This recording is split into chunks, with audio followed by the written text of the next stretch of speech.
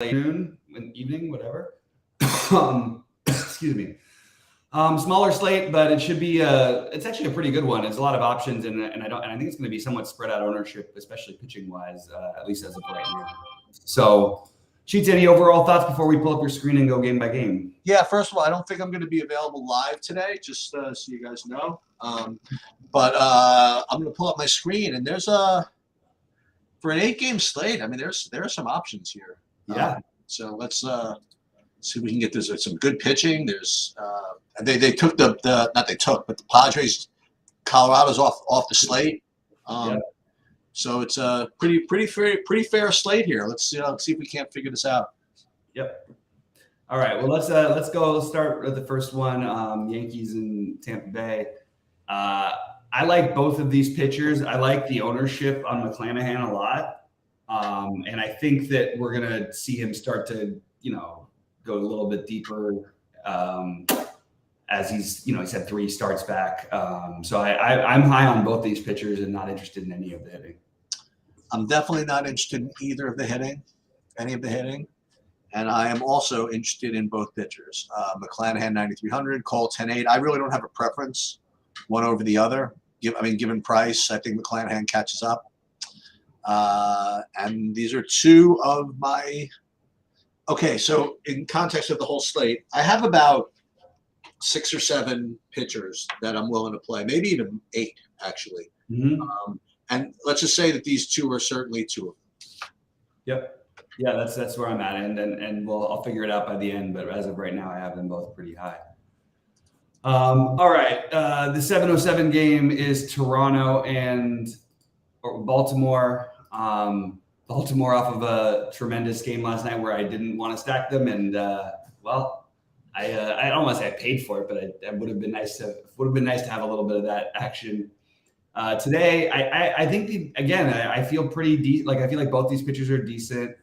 And if I had to pick a side, I guess that I would pick Toronto. But I think that both of these offenses are options, but nothing that really stands out for me here. What about you, Sheets? Yeah, as far as the hitting goes first, the only place I would go is maybe a little bit of Baltimore, but coming off of the 13 runs or whatever, I usually don't like to play that.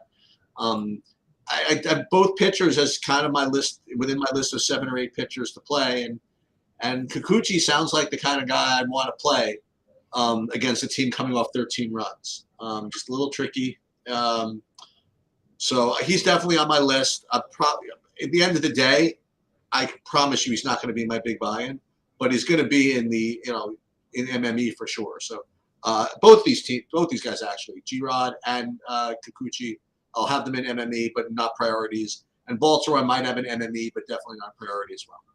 Yeah, that's sort of essentially what I have as well. I do think that taking a shot on a low-owned both of these offenses should be it should be really low-owned. So I don't mind the idea of taking either some bats or taking a shot at a stack. And while Grayson Rodriguez is talented, again, all these guys who are young, I think that you could take a gamble and play a team like Toronto if he comes out and struggles at all. It's a tough lineup to face. So I'm open to Toronto for sure there. All right, Twins and Cardinals. It looks like it's. Let me just double check it looks like it's really warm. Yeah, it's actually only 81 there and sort of crosswinds right now, so nothing too crazy, but fairly high totals for at least one really good pitcher in Joe Ryan, and then with the Dakota Hudson against Minnesota here, I do think that Minnesota at their prices makes quite a bit of sense, whether you want to fully stack them or use them for pieces. They're just very affordable in a lot of spots. Wallner should be in there at 2,400, Kepler at 3,200. And then you get Julian at 3,500 is all reasonable. Then you got Correa and Buxton and Polanco if you want to play the higher level players. But I think that Minnesota is interesting today. Yeah, I didn't get so much of anything here. The Ryan is literally the 9th of the 9 pitchers that I'm willing to play. It just hasn't seemed to have been doing it recently for me. I don't know. He seemed to be off to a pretty good start, to say the least. He was one of the best pitchers to start off, if I'm not mistaken. Yeah. I don't know if I want to play him today. He's well down on my list. As far as hitting goes, it's interesting. I didn't think about playing Minnesota. They're not showing up for me quite yet, but I'll give that another look. So right now, this game is probably not much, not too interested in this at all. Yeah, fair enough. Then we get to which game do you have next? I have Cease against Dunning, White Sox in Texas. All right, why don't you start that one off? I have Cease as one of the top options, which is pretty scary because Texas is they're a really good hitting team, but Cease always seems to have good strikeout upside and is cheap enough. And I have him as one of my top two or three options if you want to know the truth. Dunning I have down the list, but on the list. I mean, anybody against the White Sox is probably going to be on the list. So for me, Cease almost a priority. I mean, I shouldn't say that because there's like 8 or 9 guys I can pick. It's just not as if I don't play Cease. I feel like I'm giving up something, but I do have Cease as one of the top options, and I do have Dunning as here as well. And I'm not getting to any of the hitting. Yeah, I think that both pitchers you can consider. I also do think that I never mind, on a smaller slate, at least a mini Texas stack. I mean, I still think highly of Cease as a pitcher, but he will pitch to some contact and occasionally run into some home runs. But I actually like him. I prefer him more than I do the hitting. And then the White Sox will probably be overlooked, and that's it's probably for good reason. But I think both these teams are sort of like the Baltimore-Toronto situation. I feel like both teams I can make arguments for, but neither I really want to prioritize. And I would side with Cease a little bit over Dunning, obviously. But Dunning is a different, cheap option that might allow you to get in some extra bats if you wanted to. And then you get to the primo game of all the games. I think this is going to be where everybody does their hitting, right? Like, at least I thought that was what would. I'm not playing the Cubs. You know that. After 20. Yeah. I'm going to go against that and say that I like both these teams and prefer the Cubs over the red side of it. I also think that if you're multi-entering, again, a guy who will be on the outside looking in for me, but maybe not for you, maybe not for people who are multi-entering, it would be Smiley. But mostly I'm interested in both of these offenses. It's 81 degrees in Chicago. It's crosswinds right now, but we'll see how they look at 6 Eastern. I'll be live. This is the highest total on the slate, and I think that one of the best. These are the 2 top teams. I'm not gonna say they're not. I have Chicago and Cincinnati as literally only as 2 of 3 teams that I have listed on my value rankings and my general upside rankings. So it is a game that you could game stack. You could play either of these teams, either of these sides, whatever. I just don't play teams coming off of 20 runs. I was about to say I prefer the Cincinnati side, but I actually do have Smiley on my list. So if in fact Cincinnati and Chicago just becomes that team that game that everybody just pounds away on, I would consider playing some Smiley actually. The other thing, just listen, it's all about transparency, right? I am going to have a couple of lineups with Brandon Williams, just on sheer principle. Yeah, and he's actually been justifiable enough to play. Yeah. So basically, all 4 prongs of this game, I think, are worth it. Yeah, I think that's fair. I'm much more on the hitting side myself, but I definitely understand that. That makes a lot of sense. All right, next up, Mets and KC. Sheets. I'll go right back to the Mets again. The Mets are the other team that I have rated both as decent value and as decent just regular upside or whatever. That game was just for those of you who didn't see.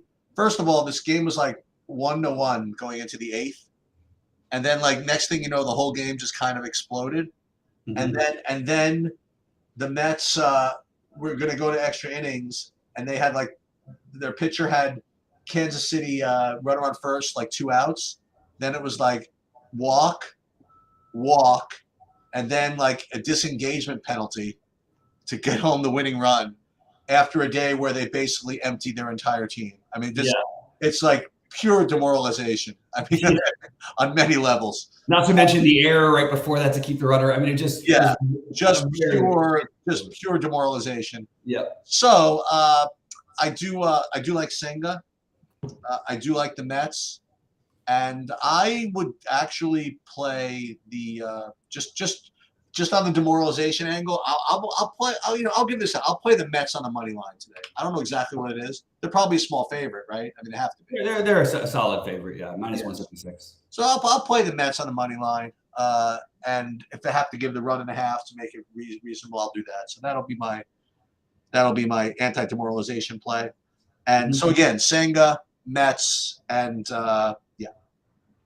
yeah, pretty strong winds blowing in this one, 10 miles an hour from basically center field, a little bit of right center. 89 degrees though, so don't worry too much about it. I don't think that much of this Mets lineup, to be honest. I thought they were very fortunate to get there last night, and I will just avoid them probably with the exception of maybe including Alonso Alvarez or I don't know. I guess with Marte back, it's a little bit better, and he should be back. Lindor or Marte, but I just don't think I want to fully stack this game. I think it's going to be really, really popular. I think this might actually be more popular or close to Chicago and KC, but we don't know who's pitching yet for KC. I have the Cole Reagans. Yeah, that doesn't mean it could be anybody.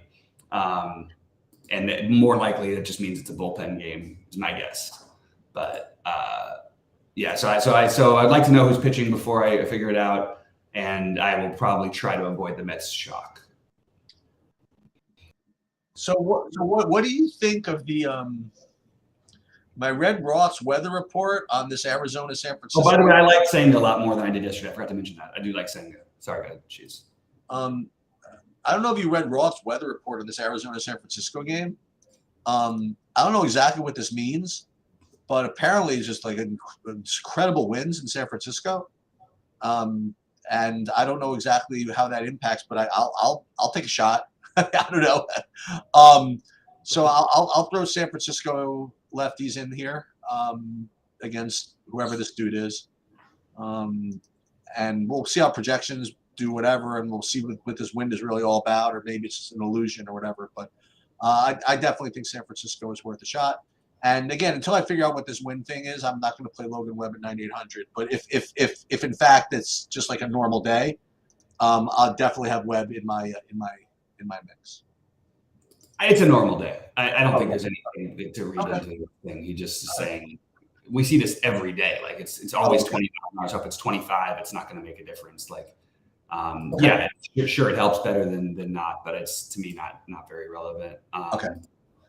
But I do like San Francisco a lot. And I think that they make a ton of sense. I also think it's probably worth noting that there's a little hype on this. Terrible, but it's hard to know what the hell that means. But he was really bad. Like, and there was apparently at one point this guy was a pretty decent prospect. I don't know how long he'll stay in there. He's actually looking like he might get a little bit of ownership because the Giants strike out so much. But I think I'd just side with the Giants stack. And just the fact that, look, I like my Giants rule is if it's 60 degrees, I feel much better about playing them. And I will take a shot with the Giants as my favorite along with Cincinnati, Chicago that we've talked about so far. Well, and I'm fine with Webb. I like Webb, but it's just a matter of weighing the top guys. They're all very close to me. Yeah, so I guess I'll start off with Oakland Dodgers. I like both parts of the Dodgers in this game. I like Gonsolin. That's another guy we talked about last night just when we were looking at the slate here. I don't know if he's kind of ever been on the winning lineup, to turn a phrase. He was a ton of times last year because remember nobody played him, and he went 16-1 basically with like a less than 2 ERA, and he never cost very much. So, but I will say this in the we'll look through this like Toronto at Texas at Mets, home against Angels. Right, the at KC it was a complete catastrophe. Yeah. He did have a big game against the White Sox. Did have a big game against San Diego. I don't know. I mean, but listen, he's got a lot of win equity, that's for sure. In this game, they're probably like a 3-1 favorite in this game. Yeah, they're big ones. That's exactly 3-1. And to that point, I think the Dodgers are very, very good stack. Tough to get to some of them, I guess. But I'll tell you what, the pickup of Rosario, I don't know how it's going to really play out, but he definitely makes like Dodgers stacks kind of go a little bit. Like he's less than 4K. He doesn't hit home runs, but gets around the bases. You know what I mean? He knocks some guys in. So I like Rosario to make the Dodgers stack a little cheaper. And if Taylor gets in, whatever. So Dodgers. Some reason the Gonsolin play just kind of feels bad, but he does rate right now for me, just to be in full disclosure. He rates the top point per dollar play on the slate for me. Mm-hmm. So I'll just throw that out there. But I definitely think if you can get to the Dodgers, you can play. Yeah, I'm good with. Gonsolin is one of the 6 guys that I have that I'm considering, and I do think the Dodgers are pretty clearly the top stack that you'd want to get to tonight. Like you said, a little bit hard to get to. The problem with the Rosario thing is it's really not like it's like one of those plays that you're going to play because of where he's hitting in the lineup and his price and then where he's at on this team. He doesn't walk, he doesn't hit for power, and to be honest, once the Dodgers are fully healthy, I think you're going to see him more as like a 7-8 hitter, not a 4 hitter, like which is he should be. So he should be a 7-8-9 hitter basically on this team. But we don't have JD right now. If JD plays today, however, the Dodgers stack looks a lot better to me, but they also become much more expensive. So it's just a matter of what you're willing to gamble on, because you're going to see Oakland bring in a relief pitcher. You're going to see did Kike get his at bats yesterday? I think he did yesterday. But that was interesting to see. But you never know with which righty they're going to pull out of there. I don't remember who they pulled because I know Peralta hit late. So did somebody else who was a lefty. I can't remember who it was. But yeah, I like the Dodgers. They're going to be popular. Maybe mix the Dodgers with Giants because they won't be popular. Maybe mix one of the Cubs or Reds with Giants. That seems like a way to get a little bit off the board. And for pitching, I'm trying to decide. I think most likely I go with one of Cole or McClanahan, and then I'm trying to decide between Cease, Senga, Webb, and Gonsolin. So I'm going to see what lineup builds I can get with that. As I mentioned, I'm probably not going to be. I won't be able to go live, but I will be around to update projections. And by the way, for those of you that really have not been following along, Goldie is really doing a great job with updating projections. Yeah, I mean, especially when listen. That was the original reason why I wanted him to come on board in the first place. Like, to give you guys a little bit of history, like I was looking for someone to just kind of help me out. You know what I mean? So that I don't have to always be responsible for always updating projections. And Goldie's just totally taken over. You know what I mean? Like he does, quite honestly, just a better job than I do of getting these things updated. So just because like the true DFS projections don't get put up there, Goldie gets them up there really, really frequently. Hell of a lot more than I do. And quite honestly, the difference between his and mine are not that much anyway. So if I'm never around to like put stuff up, I mean, especially with baseball, I mean, you could have a lot of confidence. And then again, just to tout Goldie again, he does also a really good deep dive into, or at least deeper dive into all the games, like most of the days. I mean, and for those of you that really want to get into the weeds a little bit, his videos are really, really informative. So I strongly recommend you check those out. Yeah, and I know there was a little bit of a problem with his recording today, so today is going to be a hard one to check it out. But I agree, it's one of the best in the industry, and it's really in depth and will help you learn as well as help your play that day. So basically, in summary, you really got to go over and check the Goldie videos out, but not today. It's just not today. Yeah. I mean, the Wednesdays are always weird anyway with the split slates and everything. Okay. By the time you watch the first one, it's already, the games have started. All right, so I'll be back. I'll be live at 6, guys. Yeah, please click the like button before you get out of here. I do think that, again, Cole, McClanahan, the way I've got it, I have those guys very close. I have everybody really close. I think Senga would be my next favorite with C's right after him, and then Gonsolin and Webb, but I might need to use Gonsolin for salary purposes. Asheets, anything else before we turn this off and start doing some golf? No, we're good. Okay, good luck, everybody.